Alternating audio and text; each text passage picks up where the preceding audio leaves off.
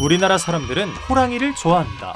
1988년 서울올림픽의 마스코트 호돌이, 2018년 평창 동계올림픽의 마스코트 수호랑, 기업들이 가장 선호하는 12간지 띠는 호랑이. 이렇게 전 국민이 한마음으로 호덕질을 하고 있는데 정작 우리나라엔 호랑이가 한 마리도 없죠. 그 많던 호랑이들이 다 어디로 간 걸까요? 호랑이에 대한 교양만두 시작합니다.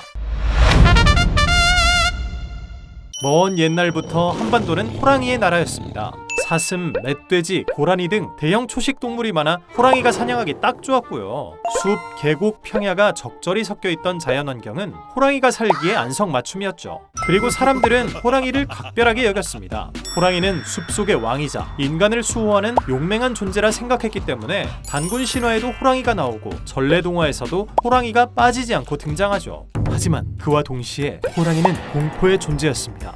조선의 수도 한양은 호랑이 소굴이나 마찬가지였는데요. 인왕산 모르는 호랑이 없다는 속담이 생길 정도로 인왕산 근처인 서촌, 부암동, 홍제동 일대엔 호랑이가 자주 나타났죠.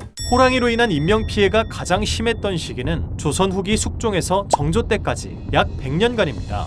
이 시기에 호랑이 출몰 기록을 살펴보니 강원 172건, 경상 85건, 전라 73건 등 모두 합쳐 189건이나 되는데요. 당시엔 지구가 소빙하기에 접어들어 평균 온도가 낮았고 식물들이 제대로 자라지 못했습니다. 그리고 야생동물의 수도 점차 줄기 시작했죠.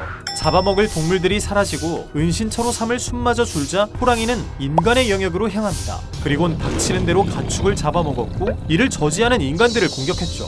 호랑이의 습격을 막기 위해 사람들은 여러 가지 방법을 구상했습니다. 일자형 집이 아닌 니음자나 디귿자 형태로 집을 지어 집 밖의 위험 요소들을 차단했고요. 각 지역마다 호랑이를 잡기 위한 함정도 설치했습니다. 호랑이로 인해 사망자가 발생하면 습격을 받은 자리에 돌을 쌓고 시루를 올려뒀습니다. 이런 무덤을 호식총이라고 하는데 호랑이에게 희생된 사람이 귀신이 되지 않도록 막아준다고 믿었죠. 그리고 산 근처에 사는 사람들은 호랑이가 들어올 수 없도록 집 근처에 망을 쳐두었습니다. 참고로 개구멍도 이때 생겼는데요. 호랑이가 마당에 들어왔을 때 개가 재빨리 숨을 수 있도록 부엌 문턱에 구멍을 뚫어둔 거라고 합니다. 주로 진도의 가옥에 많이 설치돼 있죠. 어라? 그런데 진도는 섬인데 호랑이가 어떻게 여기까지 왔을까요? 같은 고양이과인 원희와는 달리 호랑이에게 이 정도 거리는 껌이죠. 당시 진도에는 국가에서 관리하는 목장이 있어 말이 굉장히 많았는데요. 호랑이에겐 이 목장이 무제한 뷔페나 마찬가지라 수영을 해서라도 섬에 갔던 겁니다.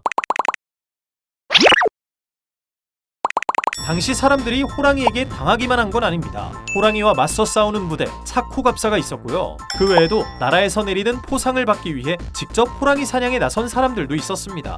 호랑이 한 마리만 잡아도 지금의 하급 장교나 부사관급인 군관이 될 수 있었고요. 면포 20필, 지금으로 따지면 200만 원 정도 되는 상을 받았다고 하죠. 처음엔 활을 이용해 원거리 공격을 하다가 임진왜란 이후부턴 총을 사용했다는데 여기서 민간 사냥꾼인 산척들이 아주 날아다녔다고 합니다. 승정원 일기를 보면 호랑이에게 7m 가까이 접근해 한 발 쏘는 것이 마치 묘기 같았다 라고 찬양하는 내용이 있는데요. 당시 산척들은 호랑이의 급소를 노려 단 한 발로 치명상을 입혔다고 합니다. 이거 완전 조선판 스나이퍼네. 그리고 산에 눈이 쌓이면 나무 판자로 설마를 만들어 직접 타고 다니면서 호랑이를 잡았다는데요. 설마 타는 소리는 천둥 소리처럼 우렁찼다고 하던데 이 소리를 들으면 호랑이들이 굳어버린다는 말도 있었죠. 이렇게 호랑이의 수를 하나 둘 줄여가던 중 갑자기 일본이 끼어듭니다. 일제강점기 때 조선 총독부에서 해수 구제 사업을 실시한 거죠. 일본인들은 이 사업이 사람에게 피해를 주는 동물을 제거하기 위한 활동이라 말했지만 일본엔 없는 호랑이가 조선에 이렇게 많다? 그냥 둘 수 없지. 당장 없애버려. 이참에 조선인들의 기계를 꺾어버린다는 의미로 벌인 일이었습니다. 이때 곰, 멧돼지 등 다른 동물들까지 닥치는 대로 포획하는 바람에 한반도의 생태계가 엉망이 됐죠. 게다가 호랑이 고기를 먹으면 용맹하고 강인해질 수 있다는 소문까지 퍼뜨리며 호랑이 시식회를 열기도 했습니다. 결국 호랑이의 수는 점차 줄어만 갔고 18세기 중반 텅 비어버린 자리엔 늑대들로 채워졌습니다. 1924년 2월 1일 조선 총독부 매일신보에 실린 횡성호랑이 사진이 남한의 마지막 야생호랑이였습니다. 이후 호랑이를 봤다는 제보가 종종 나오기도 했지만 모두 호랑이가 아닌 다른 짐승들이었고요. 1996년 세계자연보호연맹은 대한민국의 호랑이는 멸종됐다고 공식 선언했죠. 남한에선 멸종됐다 해도 북한에선 1970년대까지 호랑이 사냥을 한 것으로 보입니다. 작년 12월 초 북한과 맞닿은 중국의 자연보호구역 백두산에서 야생 호랑이 한 마리가 발견됐습니다. 백두산에서 호랑이가 포착된 건 약 30년 만인데요. 전문가들은 중국과 러시아의 접경지대에 살던 호랑이가 백두산으로 넘어왔다고 말합니다. 현재 백두산에는 약 20마리 정도의 호랑이가 살고 있다는데, 그럼 호랑이들이 우리나라에도 올 수 있는 거 아닌가? 야생 호랑이를 복원할 수도 있을 텐데. 우선 남북을 연결하는 육로가 막혀있기 때문에 동해 해안선을 쭉 따라서 헤엄쳐 와야 하고요. 호랑이들의 머릿수가 늘기 위해선 최소 암컷, 수컷, 한 쌍의 호랑이가 넘어와야 합니다. 그리고 충분히 먹고 살만한 먹이와 안전하게 쉴 장소도 필요하고요. 새끼도 낳아야 하는데 모두가 한 핏줄이다 보니 결국 근친교배를 하게 돼 건강에 문제가 생기겠죠. 그리고 이제 와서 호랑이가 돌아와도 문제입니다.